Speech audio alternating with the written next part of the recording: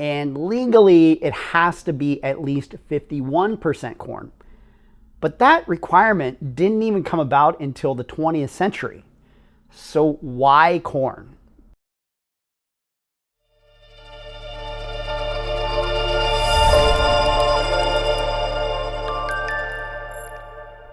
Before we get started, take a second and hit that subscribe button. Done? Great. I'm Eric Lutenegger, the founder of Tenacity and the host of Bourbon Friday. Welcome back. We talked a lot about what makes bourbon bourbon, but I wanted to take a deeper dive, perhaps a little broader look into that. So we're going to do a series of episodes about the basics of bourbon, a little bourbon 101, if you will. There are many parts to this, but I wanted to start where all bourbon starts. Mashbill. What is mashbill? What does that even mean? Well, bourbon is a whiskey, and all whiskey must be a distillate of grain. So a mash bill is what grains make up that combination to make the spirit. I just said that bourbon is whiskey, but all whiskey is not bourbon. So what's distinct about bourbon? Well, the grains that make up bourbon must be mostly corn. And legally, it has to be at least 51% corn. But that requirement didn't even come about until the 20th century. So why corn? Well, Ova Haney, the former master distiller of Four Roses, was once asked this. And his reply was, because that is what grows in Kentucky. If Kentucky grew rice, it would have been made from rice. And that's true. We make bourbon out of corn because that's what grows in Kentucky and more broadly in America.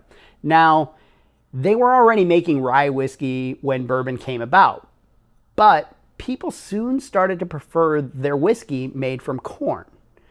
In a lot of early recipes that we still have from the late 1700s and early 1800s in Kentucky, corn was the common ingredient.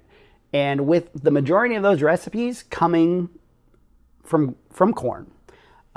James C. Crow's original recipe, yes, that old crow, was majority corn. Now, Old Crow at the time was an ultra premium brand, thought to be the best whiskey you could get, which explains why it was a favorite of General Ulysses S. Grant during the Civil War, which we talked about way back in episode 40 with author Dustin McKisson.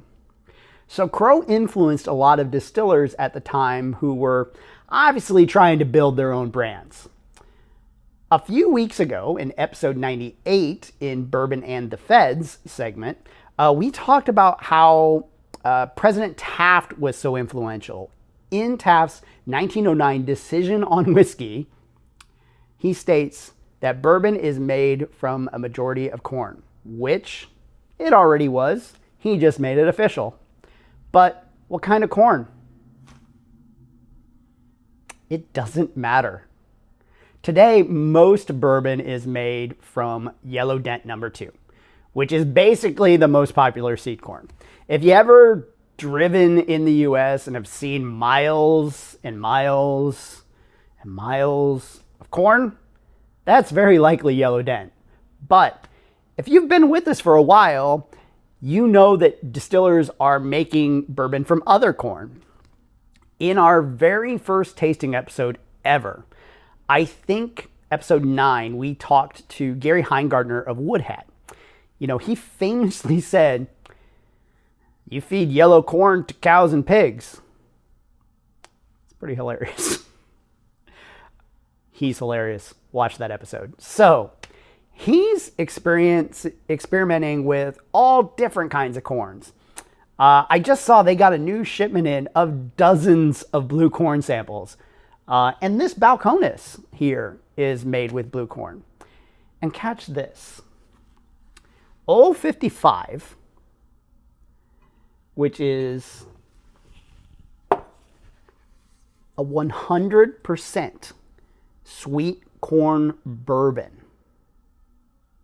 I talked to their distiller, and he says that the process is incredibly challenging, and they are the only ones doing it that I know of and that he knew of. So if you go over to Indiana, be sure to stop by there, because this is crazy. But I've said mostly corn. What else? What else goes in here?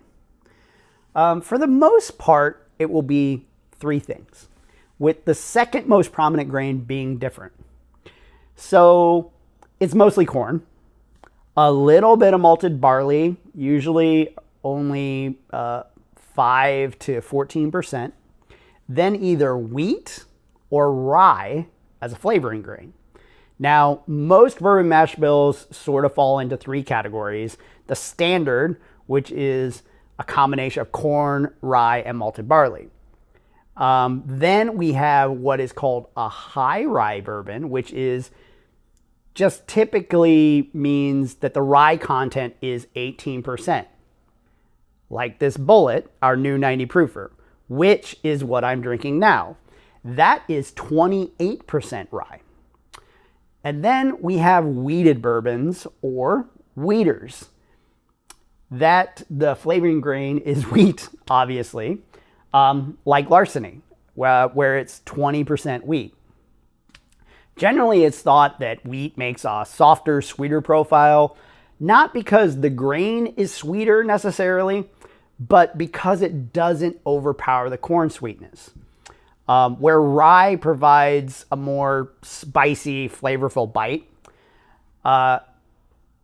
If I'm not drinking a higher proof, I tend to prefer high rye bourbons, which may explain how Bullet, 28%, won our 90 proofer competition.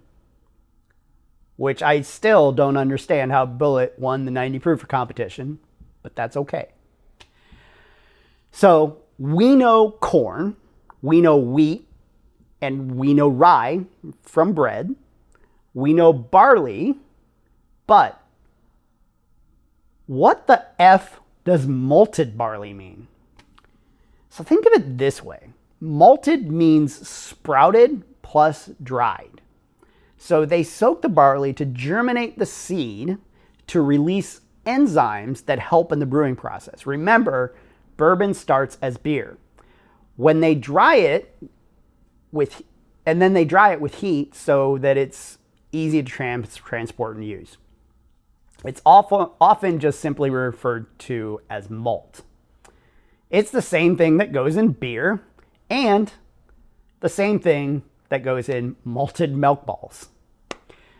Think of barley as the catalyst in the brewing process and the corn as the fuel and the other grains as the flavors, though that's not always just the case. Those are the basics. But here's what excites me about craft distillers. It only has to be 51% corn. And any corn. Sweet corn in Old 55, blue corn in Balcones. And guess what? You don't even need barley. Back in episode 63 with Kylie from Spendet, we tried Koval, which is just 51% corn. It meets the requirement. And then 49% millet. Millet! Again, it must be grain and it must be 51% corn. That's it. Koval is super unique and we drank all of that. So I don't have it. Big distilleries like Jim Beam are even playing around here. They experimented with all kinds of flavoring grains a couple years back. You might still be able to find those in some bars, but it's going to be more and more difficult to get. In episode 86 with Samantha from Creative Mornings, we had Watershed out of Ohio, which unfortunately I don't have in my personal bar. And I couldn't make it over to the Bourbon Friday stash today to grab it.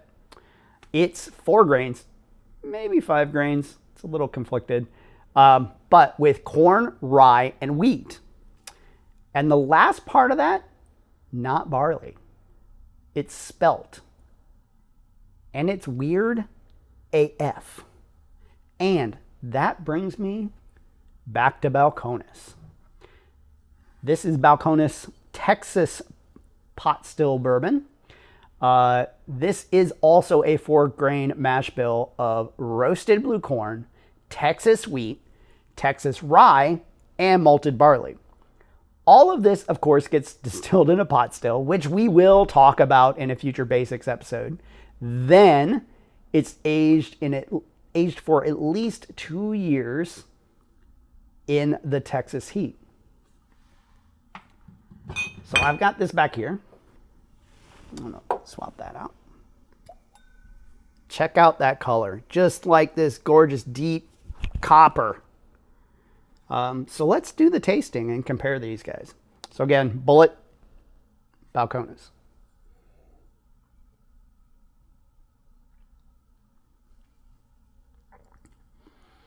God, I'm still loving that Bullet. I don't know. It's so strange. All right. Let's see what we got.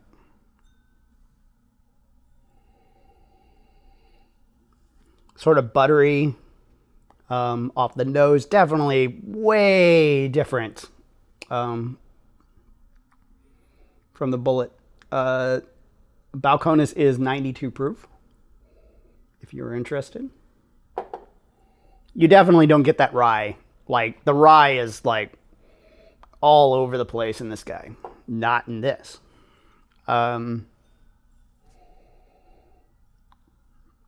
So until you've had a blue corn bourbon, you won't know what I mean when I say this. But blue corn has this super crazy, funky smell and taste. And I do not mean that in a bad way. It is this magnificent, just kettle corn, popcorn, movie theater, like you want to drink that in and just be in it all day long. Balcones is no exception. Oh, wow. Okay. Now, admittedly, I have had this. You can clearly see. And this is one of my current favorites that I've got on my bar or in my library of booze. God. Super great legs. Very nice. Still,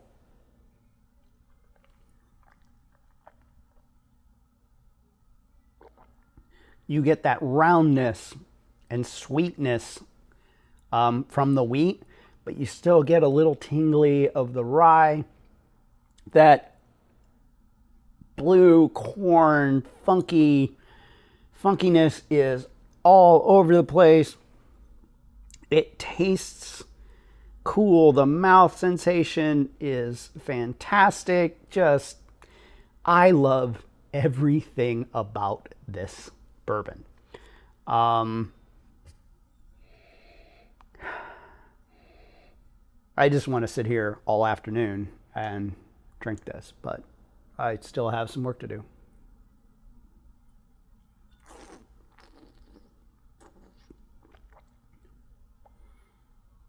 So I will say, if you're looking for like your standard, maybe like vanilla notes, maybe some cherry, that isn't in here.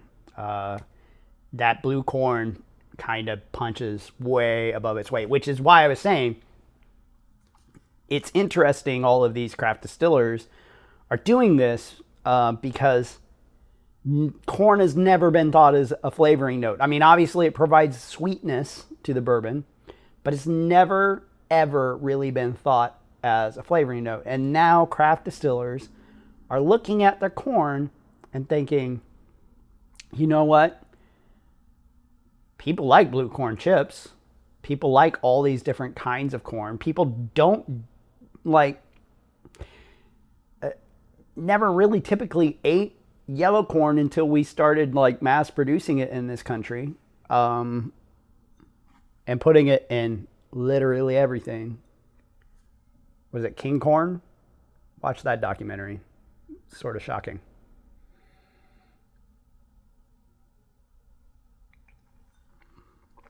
But yeah, this thing, I love it. Like, it is become like my sort of go-to chill out when we're at our virtual event, and I'll just sit here and chill out with some Balcones. I love it. You should try it. So, who is this for? Well, what I would probably say is if you've never had a blue corn bourbon, you should try this. Or you should get Wood Hat Rubenesque, which is fantastic too. But if you've never had it, you should try this. Because, look, it's got the roundness and softness of a wheater. It's got just a tingly bit of spice from the rye. And it's got this crazy movie theater butter kettle corn, popcorn type flavor. Just this gorgeous funk, beautiful funk, but not in a bad way. Just funky as fuck. And yeah, I would say that's who should try this. If you've never tried blue corn whiskey, you should definitely blue corn bourbon. You should try it. You should try this specifically. Pot still is going to give it that just great, like, mouthfeel, deeper texture, deeper tasting notes than you're probably used to from a mass-produced bourbon if that's all you're drinking. Again, only 24 months. It doesn't matter because they're doing something creative.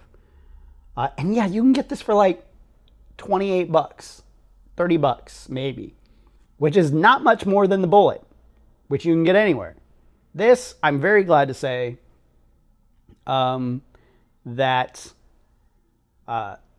this thing is becoming more and more available. So go out and check out Balcones. I recommend this for everyone. Literally, if you like bourbon, try this. If you maybe like makers, if you like makers, go and try this and see if you don't love this. Because it still has that like roundness, sweetness, super easy to drink. It's great. It's just great. Go out and get Balcones. Small brand, or well, relatively small brand.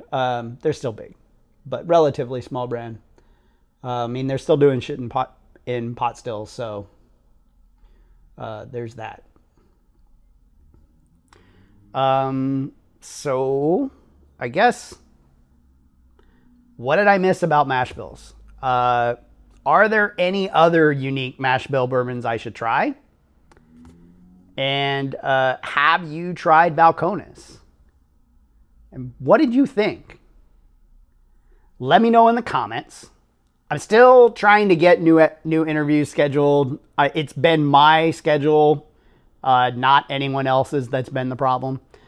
So I'm hoping to be back to normal next week and have more interviews, but we are going to continue this Bourbon Basics thing, probably moving forward every 6 weeks or 8 weeks or something like that. We'll take a break from interviews and we'll do some bourbon episodes, and that way, people that aren't so much interested in the startup thing or the entrepreneurial thing, even though they should be, they can be interested in the bourbon thing, which we still talk about every week. So again, hoping to be back next week, but we'll see. Well, that's it for this week. I hope you join us next time for more great drinks and better conversations. I'll see you soon. To stay up to date, follow us on social. We are at Bourbon Fridays on Facebook, Twitter, Instagram, LinkedIn, and TikTok. See you next time.